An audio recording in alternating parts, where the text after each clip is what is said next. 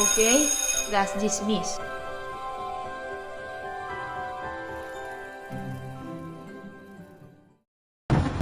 Dito na ako guys. Bye. Ingat ka. Bye, Valerie.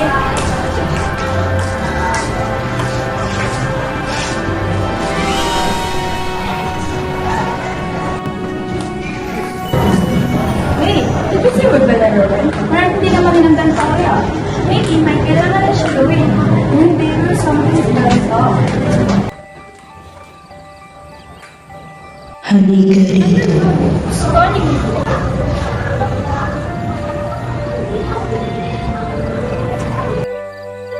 Let me lead your life. Who are you?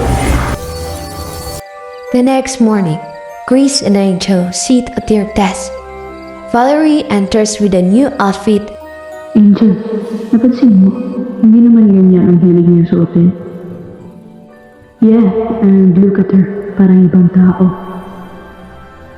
They see Valerie laughing with Christine and Precious, the class troublemakers. She never hangs out with them. Something's wrong.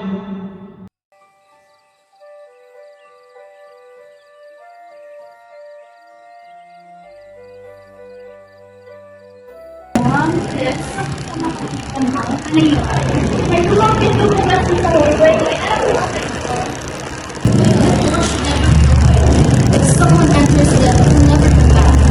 Or someone will take their face and die. I saw it. But I forget to inside. And the one who came out it's not free. Sa loob ng library, tahimik dito. Sina Grace, Angel, Nina at Teacher LP habang naghahanap ng sagot. Ma'am, sabi niyo po may nakasulat daw kung paano maliligtas si Valerie. May lumang libro dito tungkol sa tipo ngayon. Dito natin makikita ang paraan. Angel finds an old dusty book on a high shelf. Ma'am, ito po. Pinuksan nila ang libro. May mga lumang sulat sa loob. Halos mabura na.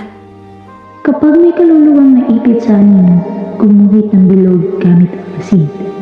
Ilagay sa gitna ang isang salamin at banggitin ang masalitang ito. Ang toto ay pabalik, ang anino ay mawawala. Yun lang ba? Oo, pero dapat gawin niyo to sa harap ng dito. Huwag kayong matakot kasi takot ang anino sa katotohanan. Tara na! Gawin natin bago mahuli ang lahat.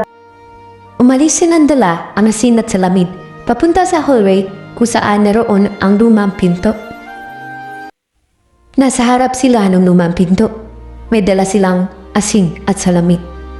Sabi sa libro, iguhit ang ilog ng asin sa sahig. At ginawa nila ito. Ilagay ko na ang salamin sa gitna. Tapos sabay nating sabihin. Lahat sabay-sabay. Ang totoo ay babalik ang anino ay mawawala. Umihip ang hangin. Lumiwanag ang salamin. Lumabas si Valerie, mahina at umiyak. Tulungan niyo ako! Valerie, lumabas ka! Biglang umilaw na malakas ang salamin. Pagkatapos ay lumabas ang totoong Valerie at niyakap nila ito.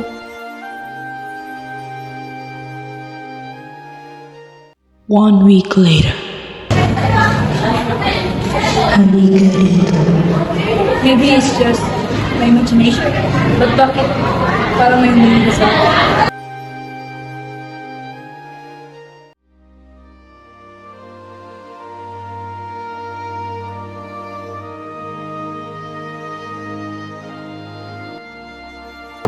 Jen, stop! Why? Stop! Huwag ka na magtanong. You're being like me. No! Open the door. Get away! Jen. Let's switch.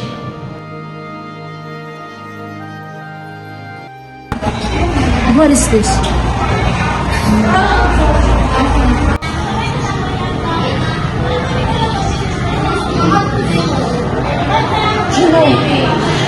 The door marked you. I don't want this. Please help me. Morning, inside the classroom. Maliwanag pero mabigat ang hangin. Nakaupo si Jen, tahimik at maputla.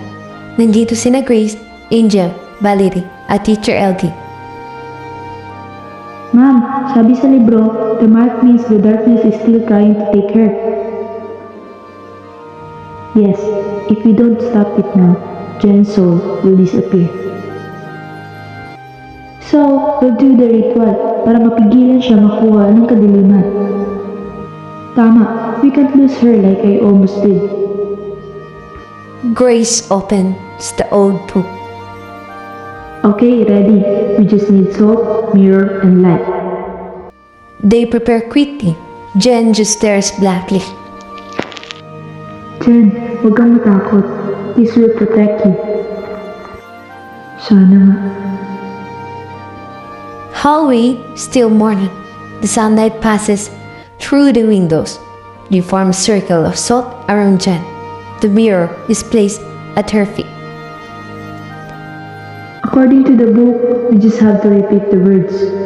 Ang totoo ay babalik, ang nanino ay mawawala. Biglang lumakas ang hangin kahit umaga. The mirror shakes. Jen holds her head in pain. It hurts! Stop it! Fight it, Jen. Don't let the darkness win. The light flashes bright after a moment's silence. Jen slowly looks up, calm and smiling. She's okay. It worked. Finally, tapos na. Teacher Elvie closes the book. They all sigh in relief.